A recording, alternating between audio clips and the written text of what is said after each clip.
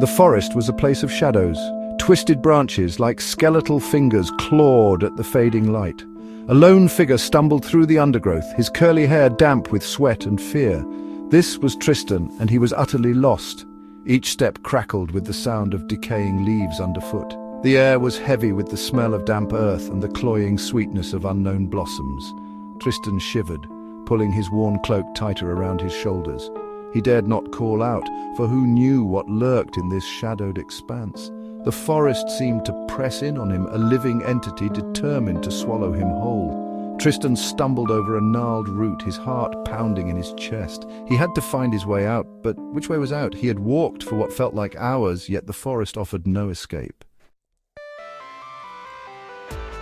As darkness deepened, strange sounds began to echo around him. The rustling of leaves seemed louder, more purposeful. A twig snapped somewhere in the distance, the sound like a bone breaking in the stillness. Tristan's breath caught in his throat. He was being watched.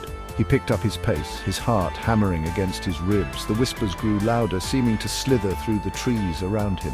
They spoke of danger, of a presence ancient and terrible.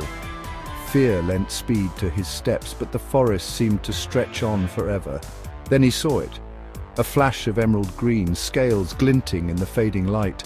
A low growl rumbling deep within the earth sent shivers down his spine. Two eyes, burning like hot coals, stared at him from the shadows. He was not alone. Frozen in place, Tristan could only stare at the monstrous creature before him. Its scales shimmered like 1,000 emeralds, and smoke curled from its nostrils, a promise of fire and destruction. This was no ordinary beast. This was a dragon, and it was blocking his path.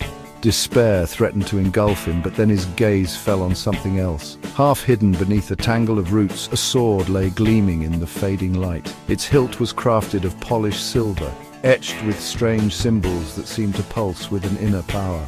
Hope, faint but real, flickered within him. Taking a deep breath, Tristan crept towards the sword, never taking his eyes off the dragon.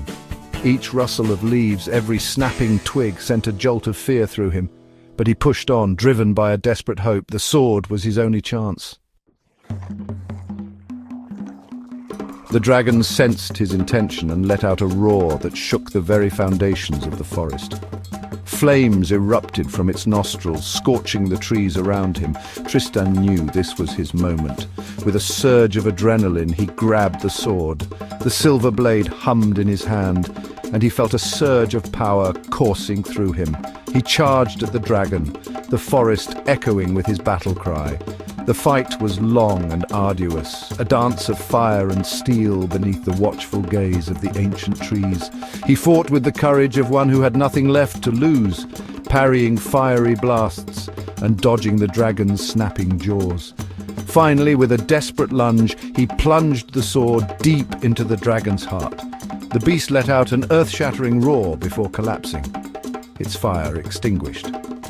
Tristan had won, but the forest held its breath, waiting to see what would become of this unlikely hero now.